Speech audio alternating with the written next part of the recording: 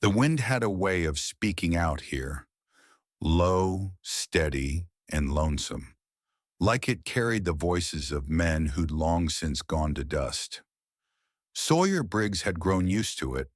For 12 years, his only company had been the creak of the barn door, the shuffle of cattle, and the rasp of his own breath after a long day's work.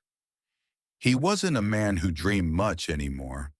Dreams were for folks who had the luxury of believing life might surprise them. Sawyer had learned better. But then came the letter. It arrived folded neat, smelling faintly of lavender, a scent so out of place in the dry, sun-baked air that it made him pause before opening it. Inside, the words were plain and polite. A woman named Iris had agreed to come west as his mail-order bride. She'd be arriving on the noon stagecoach in 3 weeks' time. Sawyer told himself not to expect much. He pictured a modest woman, maybe a little worn by life, someone who'd be grateful for a roof and steady meals.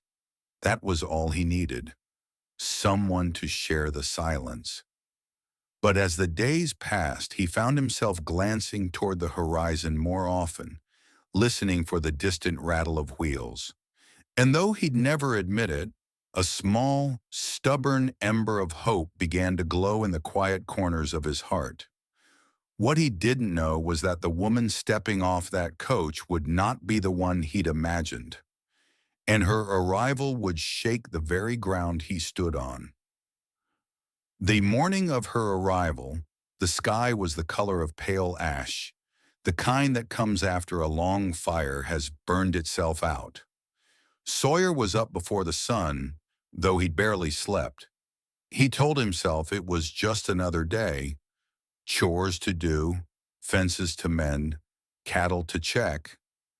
But his hands betrayed him. They moved slower, lingering on the same tasks, as if buying time before the moment came. By mid-morning, the air was already warm, the kind of dry heat that clung to your skin and made the horizon shimmer. The town of Dry Creek was a half-hour ride from his ranch, but Sawyer left early, his old bay gelding plodding along the dusty trail. The closer he got, the more the sounds of the town reached him. The clang of a blacksmith's hammer, the faint laughter from the saloon, the creak of wagon wheels. The stagecoach was due at noon.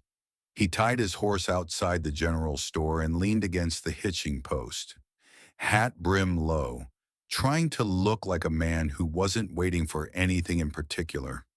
But his eyes kept drifting to the bend in the road where the coach would appear.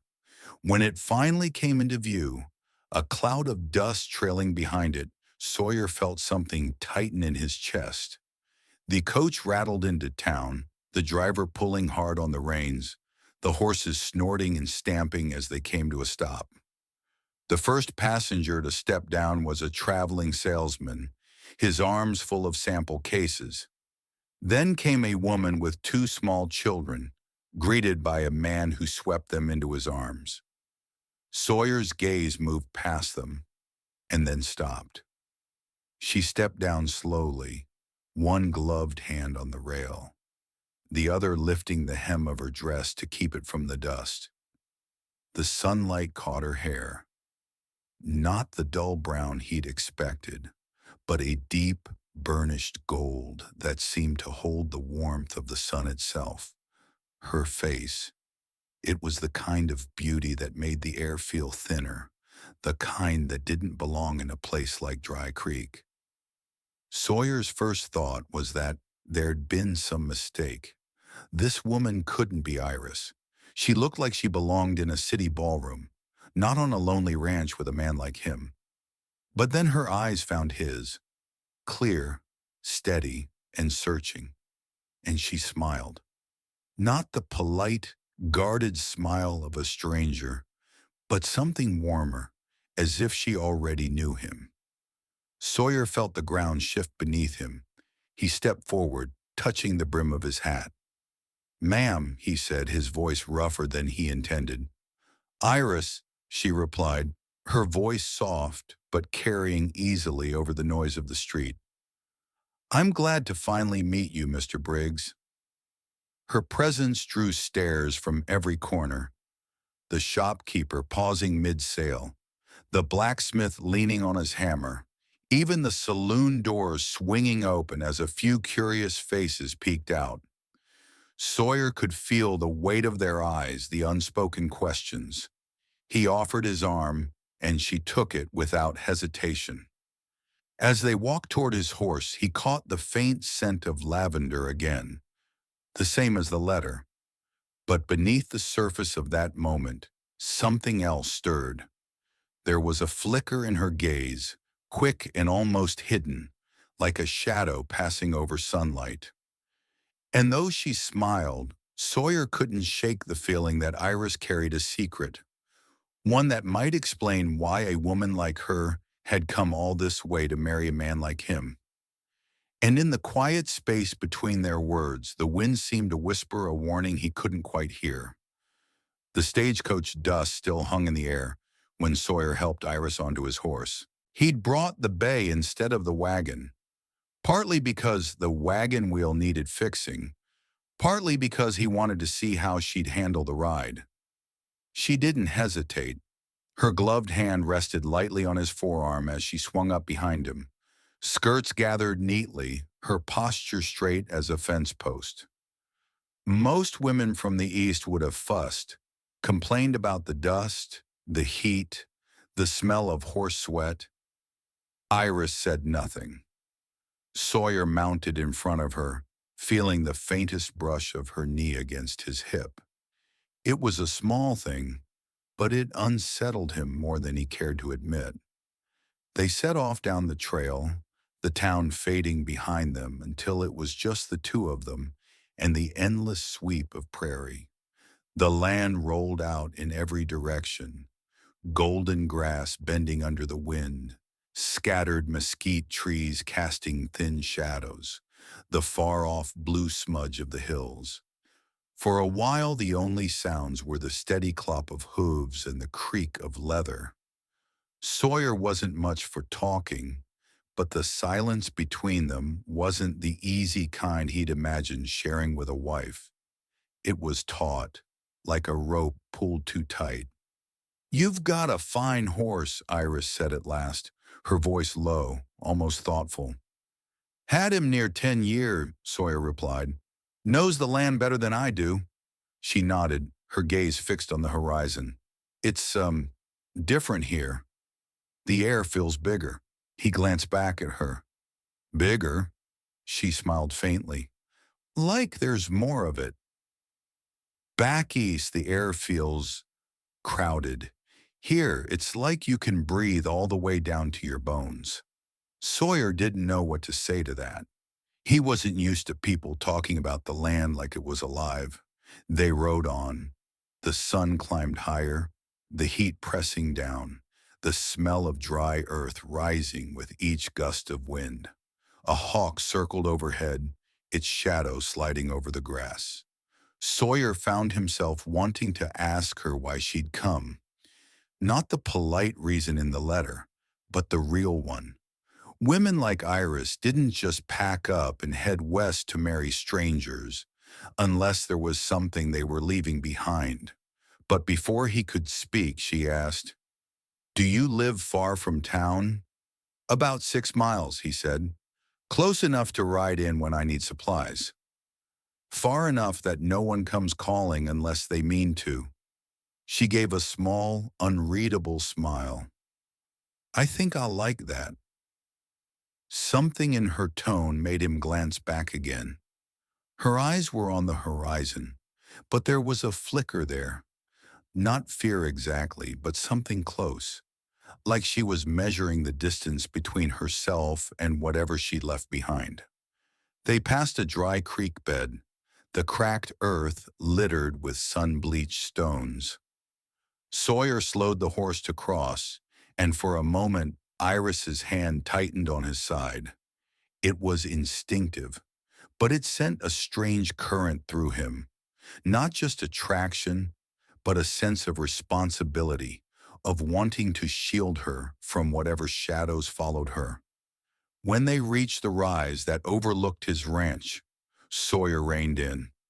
Below them, the land spread out in a patchwork of pasture and scrub, the barn standing weathered but solid, the small house with its porch facing west.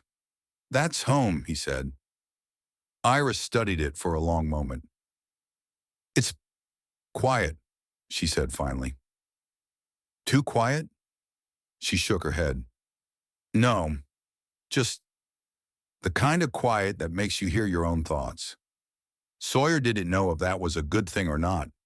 As they started down toward the house, a gust of wind lifted the brim of her hat, and for the briefest instant, he saw something in her eyes. A flash of worry, sharp and unguarded, before she smoothed it away. It was then he knew. Whatever had brought Iris here wasn't just chance or loneliness. There was a story behind her arrival, one she wasn't ready to tell. And Sawyer, against his better judgment, found himself wanting to know every word of it. The sun was leaning low by the time Sawyer and Iris reached the ranch. The light had turned the deep, honeyed gold that made the grass look like it was burning softly from within. Long shadows stretched across the yard, the barn casting a dark wedge over the packed dirt. Sawyer swung down first, boots hitting the ground with a dull thud. He turned to help her dismount, but Iris was already gathering her skirts, moving with a grace that seemed out of place in the rough setting. Her gloved hand slid into his, light but steady, and for a moment he felt the warmth of her skin through the thin leather. "This is it," he said, gesturing toward the small house. "Ain't much, but it's solid." "Built it myself." Iris's gaze moved over the place slowly. The weathered boards, the porch with its single rocking chair, the small corral beyond. She didn't smile, but she didn't frown either.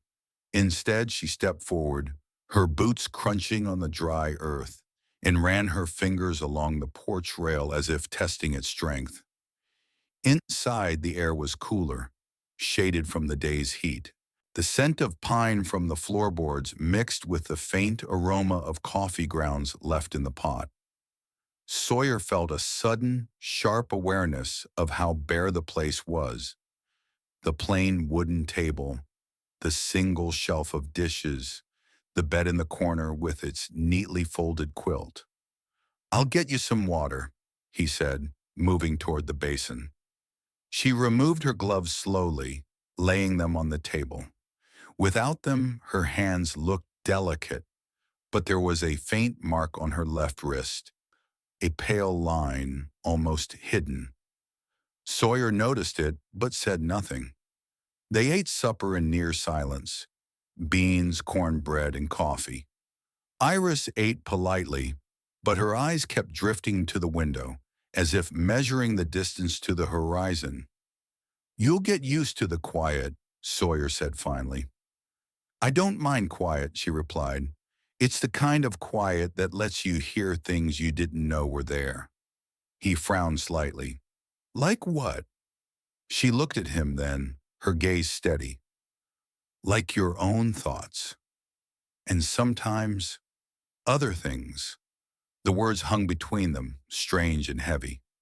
Sawyer wanted to ask what she meant, but something in her expression told him she wouldn't answer. Not yet. After supper, he showed her the small room he'd cleared for her. A narrow bed, a washstand, a single window looking west. She stepped inside, running her hand over the quilt. "It's simple," she said softly. "I like that." Sawyer nodded, lingering in the doorway. "If you need anything, I'll let you know," she said, cutting him off gently. He left her then, retreating to his own room. But sleep didn't come easy. Through the thin wall, he could hear her moving. The soft rustle of fabric, the creak of the bed frame. Once he thought he heard her whisper something, but the words were too faint to catch. Outside, the wind picked up, rattling the shutters. Somewhere in the distance, a coyote called, its cry long and mournful. Sawyer lay awake, staring at the ceiling, and realized something he hadn't wanted to admit. He didn't just want to know who Iris was. He needed to know, because whatever had brought her here, it wasn't finished with her yet. And out here, in the wide, empty West, unfinished business had a way of finding you. The night after Iris arrived, the wind didn't let up. It hissed through the cracks in the shutters, rattled the barn doors, and carried with it the dry scent of sagebrush. Sawyer lay awake, staring at the ceiling, listening to the restless night. He'd been a man who could sleep through anything. Storms, coyotes, even the occasional drunken brawl spilling out of Dry Creek Saloon. But tonight, every sound felt sharper, and beneath it all was the quiet sound of Iris moving in her room. Just before dawn, he rose. The sky was still dark, the stars fading into the first pale light. He stepped outside, pulling on his coat against the chill. The land stretched out before him, endless and empty, but he couldn't shake the feeling that something was coming. When he returned to the house, Iris was already in the kitchen, her hair loosely tied back, sleeves rolled up. She was making coffee, moving with the kind of practiced ease that told him she'd done this before. But not here, not in this life. "You're up early," he said. "I couldn't sleep," she replied, not looking at him. "Too many thoughts." He poured himself a cup, leaning against the counter. "You gonna tell me what kind?" She hesitated, her hand stilling on the coffee pot. Then she looked up, and for the first time since she'd arrived, there was no guardedness in her eyes, only a raw, unshielded truth. "I didn't come here because I wanted to," she said quietly. "I came because I had to." Sawyer didn't speak. He let the silence stretch, knowing she needed the space to keep going. "There was a man back east," she continued, "a man who wouldn't let me go. I thought marrying someone far away would be the only way to be free of him. I chose your name from the list because it sounded safe, solid, like someone who wouldn't hurt me." Her voice didn't break, but there was a tremor in it, like a taut rope in the wind. Sawyer set his cup down slowly. "Does he know where you are?" She shook her head. "No, but men like him, they don't give up easy." The words settled heavy between them. Sawyer felt the old instinct rising in him, the one that had kept him alive in the rougher years, when the West was still wild and law was just a word. "You're safe here," he said finally. "I'll see to that." She studied him for a long moment, as if weighing whether to believe him. Then she nodded, a small, almost imperceptible motion. The days that followed were quiet, but not the kind of quiet Sawyer had known before. Iris moved through the house like she belonged there, tending to small things, mending a curtain, sweeping the porch, cooking meals that filled the rooms with warmth. But there was always that flicker in her eyes, that glance toward the horizon, as if expecting something to appear. It came on the fifth day. Sawyer was in the barn mending tack when he heard the distant thud of hooves. He stepped outside, squinting into the sun. A lone rider was coming up the trail, tall in the saddle, moving with the easy confidence of a man who knew exactly where he was going. By the time the rider reached the yard, Iris was standing on the porch, her face pale. "Afternoon," the man said, swinging down from his horse. He was dressed too fine for a rancher. Dark coat, polished boots, a hat that hadn't seen much dust. His eyes slid past Sawyer and fixed on Iris. "Found you," he said, his voice smooth, almost pleasant. Sawyer stepped forward, placing himself between them. "You're trespassing." The man smiled faintly. "I'm here for my wife." "I'm not your wife," Iris said, her voice steady now. "Not anymore." The man's smile didn't falter, but his eyes hardened. "You think you can just run off to the edge of nowhere and hide behind some dirt farmer?" Sawyer's jaw tightened. "You need to leave." The man took a step forward, but Sawyer didn't move. The air between them was taut as a drawn bowstring. "You don't want trouble," the man said. Sawyer's voice was low even. "I've had trouble before. It didn't end well for the other fella." For a long moment, no one moved. Then the man's gaze flicked to Iris, something cold and possessive in it. "This isn't over," he said, before turning back to his horse. They watched him ride away, the dust from his trail hanging in the air long after he was gone. That night, Iris sat on the porch, staring out at the dark. Sawyer joined her, the boards creaking under his weight. "He'll be back," she said quietly. "Maybe," Sawyer replied, "but so will I." She looked at him then, and something shifted in her expression, the guardedness falling away, replaced by a quiet certainty. "I didn't expect you," she said. "Not like this." Sawyer shrugged. "Neither did I." They sat in silence for a while, the night wrapping around them. Somewhere in the distance, a coyote called again, but this time, it didn't sound lonely. In the days that followed, the man from the east never returned. Maybe it was the distance. Maybe it was the look in Sawyer's eyes that day. The kind of look that told a man he'd be better off turning around. Life settled into a rhythm. The work was hard, the land unforgiving, but the quiet was no longer empty. It was filled with the sound of two people learning each other's ways. The scrape of chairs at supper, the soft murmur of voices in the evening, the shared glances that said more than words ever could. Sawyer had once thought he didn't deserve more than a life of solitude, but Iris had shown him something different, that sometimes the things you don't dare to dream are the ones worth holding on to. And in the wide, endless West, under a sky so big it could swallow you whole, they found something neither of them had been looking for.